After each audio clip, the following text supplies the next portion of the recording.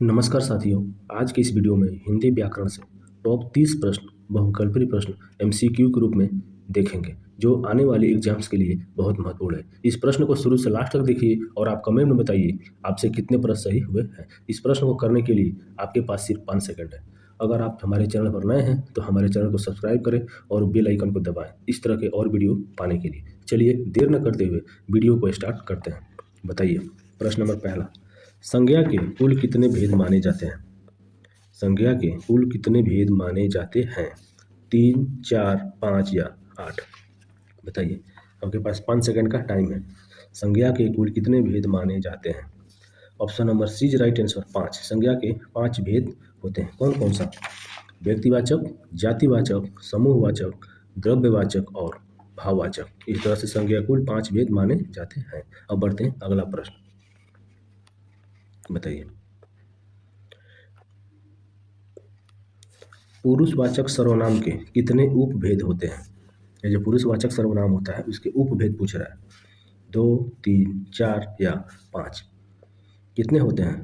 पुरुषवाचक सर्वनाम के 3 उपभेद होते हैं। Option B is right answer. कौन कौन सा? उत्तम, मध्यम और अन्य। 3 उप सर्वनाम होते हैं। चलिए आगे बढ़ते हैं। अब बताइए, सकर्मक और अकर्मक किसके भेद हैं? बताइए, सकर्मक और अकर्मक किसके भेद हैं? संज्ञा के, सर्वनाम के, विशेषण के या क्रिया के? किसके भेद हैं? सकर्मक और अकर्मक। Option A is right answer. नहीं, sorry. Option D is right answer. क्रिया के भेद। क्रिया के 2 भेद होते हैं। कौन सा? एक सकर्मक और एक अकर्मक। चलिए option D is right answer. अगला प्रश्न। चलिए बताइए, हिंदी भाषा में लिंग के कितने भेद होते हैं? ये जो हिंदी भाषा है, बताइए, 1 होते हैं, 2, 3 या 4? हिंदी भाषा में लिंग कितने होते हैं? ऑप्शन और बी राइट आंसर। 2 होते हैं। कौन सा? एक स्त्रीलिंग और एक दूसरा पुल्लिंग। उभयलिंग हिंदी में नहीं होता है, वो संस्कृत में होता है। चलिए अगला प्रश्न बताइए, राजपुत्र में कौन सा समास है? राजपुत्र में कौन सा समास है? द्वंद्व समास, द्विगु समास, तत्पुरुष समास या कर्मधारय समास? देखिए बताइए, राजपुत्र में आपका option number C is right answer, तत्पुरुष समास। कैसे? राजपुत्र को जब आप विग्रह करेंगे तो होगा राजा का पुत्र। इसमें क्या होता है? कारक चिन्ह आता है, और जिस भी कारक चिन्ह का प्रयोग हुआ रहता है उसमें तत्पुरुष समास होता है। चलिए आगे बढ़ते हैं। अगला प्रश्न बताइए, स्वागत शब्द में प्रयुक्त उपसर्ग कौन सा है? मतलब स्वागत में कौन सा उपसर्ग लगा है? स्व, सु, स्वा या आगत?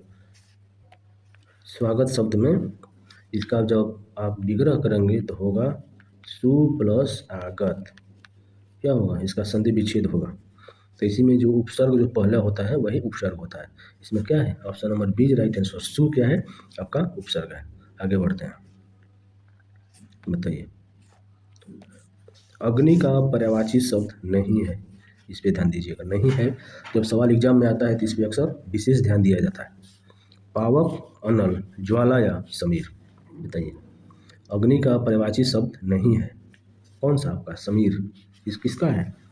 यह हवा का पर्यायवाची है, इसलिए option number D is right answer. बाकी पावक, अनल और ज्वाला ये क्या है? अग्नि का पर्यायवाची है। आगे बढ़ते हैं। बताइए अगला प्रश्न, अमृत का सही विलोम शब्द क्या है? यानी अमृत का विलोम शब्द क्या है? विष, पीयूष, सुधा या जल? क्या होगा? अमृत का उल्टा पूछ रहा है, क्या होगा आपका? विष। Option number A is right answer. अगला प्रश्न बताइए, अगला प्रश्न मुहावरा से है। ईद का चांद होना मुहावरे का सही अर्थ क्या है? नहीं, लोग बोलते हैं आप ईद के चांद हो गए। उसी क्रम में उसी का अर्थ यहाँ पे बताना है। चांद बहुत सुंदर दिखना, बहुत दिनों बाद दिखाई देना, ईद का त्यौहार मनाना या चांदनी रात? क्या होगा? ईद का चांद होना मुहावरे का सही अर्थ बहुत दिनों बाद दिखाई देना, क्योंकि ईद का जो चांद होता है वह बहुत दिनों के बाद ही दिखाई देता है। चलिए अगला प्रश्न बताइए, श्रृंगार रस का अस्थाई भाव क्या है? देखिए रस टोटल 9 प्रकार के होते हैं, बाद में उसमें 2 और रस जोड़ दिए गए हैं, तो टोटल 11 रस हो गए हैं।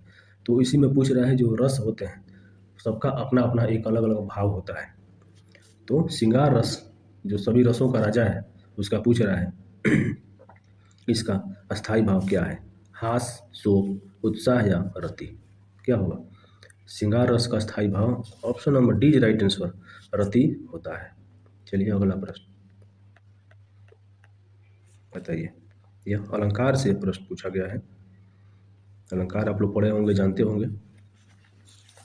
तरनी तनुजा तटमाल तरुवर बहुछाये, पंक्ति में कौन सा अलंकार है? यमक अलंकार, श्लेष अलंकार, अनुप्रास अलंकार या उपमा अलंकार? बताइए। तरनी तनुजा तटमाल तरुवर बहुछाये, पंक्ति में कौन सा अलंकार है?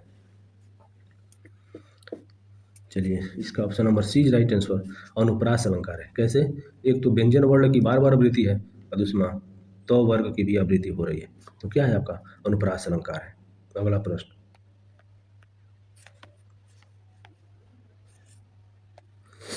चलिए बताइए प्रश्न। ने किस कारक विभक्ति का चिन्ह या उपसर्ग है? यानी जो कारक होता है, टोटल कारक तो आप जानते हैं 8 होता है, इसमें जो होता है ने वह किस कारक का है? कर्म कारक, करण कारक, कर्ता कारक या संप्रदान कारक? देखिए कारक 8 प्रकार के होते हैं, जिसमें कर्ता ने यानी ने जो है कर्ता कारक है। Option number C right answer. अगला प्रश्न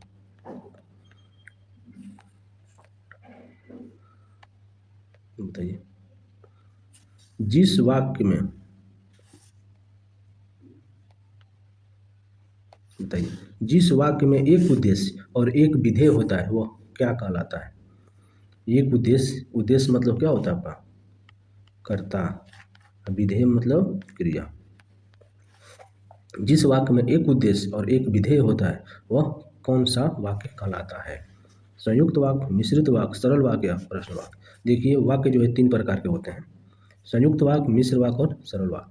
तो एक उद्देश्य और एक विधेय आपका सरल वाक्य में होता है। Option number C right answer. अब बढ़ते अगला प्रश्न बताइए। दाल रोटी में कौन सा समास है? दाल और रोटी में समास कौन सा है? अव्ययीभाव समास, द्वंद्व समास, द्विगु समास या कर्मधारय समास? दाल रोटी में कौन सा समास है? देखिए इसमें एक योजक चिन्ह भी लगा है और दोनों का अर्थ विपरीत होता है, दाल और रोटी, तो क्या होगा आपका? द्वंद्व समास होगा। Option number B right answer. अगला प्रश्न चलिए बताइए। स्वागत का सही संधि विच्छेद क्या है? स्वागत जो शब्द है उसका संधि विच्छेद क्या होगा? स्व प्लस आगत, सौ प्लस आगत, सु प्लस आगत या स्वा प्लस गत? क्या होगा? स्वागत का संधि विच्छेद सु प्लस आगत। Option number C right answer. अगला प्रश्न बताइए। अनुस्वार का सही उदाहरण क्या है? तो आप जानते हैं अनुस्वार जो बिंदी लगता है अनुस्वार होता है, और जो ऐसा लगता है चंद्र बिंदु होता है वो, और ऐसे डबल होता है वो क्या? विसर्ग होता है। तो अनुस्वार का सही उदाहरण क्या है? आँख, चांद या हंस या ऊँट? कौन सा होगा? आपका यही चंद्र बिंदु लगा। Option number C right answer. अगला प्रश्न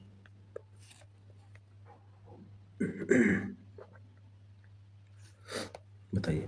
हाथी शब्द का स्त्रीलिंग रूप क्या होगा?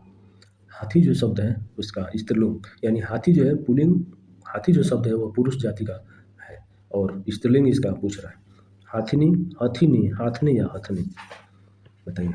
हाथी शब्द का स्त्रीलिंग आपका option number D is right answer, हथनी होता है। चलिए आगे बढ़ते हैं।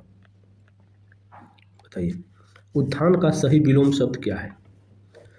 उत्थान का विलोम शब्द क्या है? पतन, चढ़ना, गिरना या अवनति? उत्थान का विलोम आपका पतन होता है। Option number A is right answer. आगे बढ़ते हैं। बताइए। कान खड़े होना मुहावरे का अर्थ है। कान खड़े होना मुहावरे का क्या अर्थ है? बहुत सावधान होना, कान का इलाज करना, शोर मचाना या कुछ न सुनना? ना होता है कि अभी मैं तुम्हारा कान खड़े कर दूंगा, चाहे उस बात सुन के मेरे कान खड़े हो गए। इसका option number A is right answer, बहुत सावधान होना। जो बहुत सावधान होता है हमेशा उसके कान खड़े होते हैं, जैसे खरगोश। अगला प्रश्न चलिए बताइए। वीर रस का अस्थाई भाव क्या है? वीर रस का अस्थाई भाव पूछ रहा है। भय, शोक, उत्साह या क्रोध? बताइए। वीर रस का अस्थाई भाव आपका उत्साह होता है। Option number C is right answer. हर बोलो बर बोलो के मुख से हमने सुनी कहानी थी, खूब लड़ी मर्दानी वह तो झांसी वाली रानी थी। ये पंक्ति सुनने के बाद आपके अंदर वीर रस की भावना जागृत होती है। वही और क्या होता है, आप उत्साह से भर जाते हैं। तो वही क्या होता है, आपका उत्साह होता है। यानी वीर रस का स्थायी भाव उत्साह है। Option number C right answer. अगला प्रश्न बताइए। सत्याग्रह शब्द में कौन सी संधि है? सत्याग्रह शब्द में कौन सी संधि है? गुण संधि, यण संधि, दीर्घ संधि या वृद्धि संधि? देखिए, एक तो य आ रहा है और उसमें आधा वो आ रहा है। इसका मतलब ये आप यण संधि मत लगाइएगा। इसमें होगा आपका आ की मात्रा आ रही है, तो ये क्या होगा, आपका दीर्घ संधि होगा। Option number C right answer. अगला प्रश्न बताइए। विशेषण के मुख्य रूप से कितने भेद होते हैं? 2, 3, 4 या 5? विशेषण के कितने भेद होते हैं? बताइए। विशेषण के कितने भेद होते हैं? विशेषण के मुख्य रूप से कितने भेद होते हैं? 2, 3, 4 या 5? देखिए, विशेषण के 4 भेद होते हैं। Option number C right answer. कौन सा? गुणवाचक, संख्यावाचक, परिमाणवाचक या सर्वनामिक विशेषण। कुल 4 प्रकार के गुण होते हैं। आगे बढ़ते हैं। बिल्ली छत से कूद पड़ी। बिल्ली छत से कूद पड़ी वाक्य में कौन सा कारक है? अधिकरण कारक, अपादान कारक, संबंध कारक या कर्म कारक? बिल्ली छत से कूद पड़ी, से किसका अर्थ होता है? अलग हो रहा है ना, छत से अलग हो रहा है। यह अपादान कारक है, इसलिए option number B is right answer. अपादान कारक, किसी भी चीज़ से जो चीज़ अलग होती है तो वह अपादान कारक में चली जाती है। आगे बढ़ते हैं।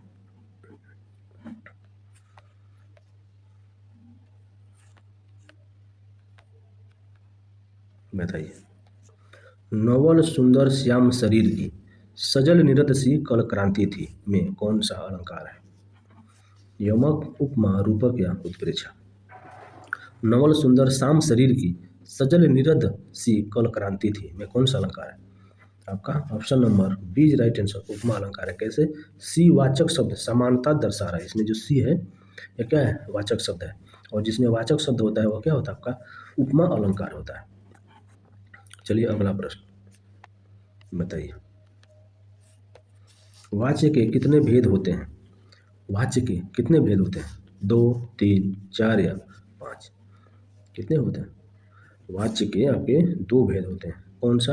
एक नहीं, वाच्य के 3 भेद होते हैं। सॉरी, वाच्य के 3 भेद होते हैं। कर्तावाच्य, कर्मवाच्य और एक भाववाच्य। Option number B right answer. चलिए अगला प्रश्न बताइए। जिसका कोई शत्रु न जन्मा हो के लिए एक शब्द क्या होगा? यानी जिसका कोई भी शत्रु पैदा ही नहीं हुआ हो, यानी जन्म ही नहीं लिया हो, तो उसको एक शब्द में क्या बोलेंगे? शत्रुघ्न, अजात शत्रु, निर्दयी या अमर? क्या होगा? उसको हम बोलेंगे अजात शत्रु, यानी जिसका शत्रु जन्म ही नहीं लिया है। Option number B right answer. अगला प्रश्न बताइए। किताब शब्द किस भाषा का है? यानी जो किताब हम लोग पढ़ते हैं वो किताब जो शब्द है वह किस भाषा का है? हिंदी का, अरबी का, फारसी का या तुर्की का? किसका है? Option number B right answer, अरबी का। चलिए आगे बढ़ते हैं। बताइए। वर्णमाला किसे कहते हैं? शब्दों के सार्थक समूह को, वर्णों के संकलन को, व्यवस्थित वर्ण समूह को या केवल मात्राओं के समूह को? बताइए। वर्णमाला किसे कहते हैं? वेरी वेरी इंपॉर्टेंट प्रश्न है। वर्णमाला व्यवस्थित वर्ण समूह को, जो भी समूह वर्ण होते हैं व्यवस्थित रूप में होते हैं वही क्या होता है? व्यवस्थित वर्ण समूह को वर्णमाला कहते हैं। Option number C is right answer. आगे बढ़ते हैं। बताइए। दोहा छंद में कितनी मात्राएं होती है? दोहा, सोठा, ये सब आपने पढ़ा होगा। बताइए। दोहा छंद में कितनी मात्राएं होती है? 16, 24, 28 या 30? इसका option number B right answer 30 होती है। सॉरी 24 होती है। पहले और तीसरे चरण में 13 और दूसरे और चौथे चरण में 11 मात्राएं होती है। ये क्या होता है आपका 24 मात्राएं, यानी दोहा में आपके 24 मात्राएं होती है। आगे बढ़ते हैं और ये आज का आखिरी प्रश्न है। चलिए, ये 30 प्रश्न का ये अंतिम प्रश्न है। इस प्रश्न को मैं आपके लिए छोड़ के जा रहा हूँ। शिक्षक ने छात्र को पढ़ाया, इस वाक्य में किस विराम चिन्ह का प्रयोग हुआ है? आपको बताना है पूर्ण विराम, अल्प विराम, प्रश्नवाचक चिन्ह या विस्मयादि बोधक चिन्ह। चलिए, इस प्रश्न को आप लोग कमेंट में बताइएगा कि इसका उत्तर क्या होगा। चलिए, इस तरह से हमने टोटल 30 प्रश्न को अच्छे से देख लिया है। आई होप आपने इस टेस्ट को अच्छे से लगाए होंगे। कमेंट करके ज़रूर बताएं कि आपके कितने प्रश्न सही है। चलिए, मिलते हैं इस तरह की एक और नए वीडियो के साथ। तब तक के लिए नमस्कार।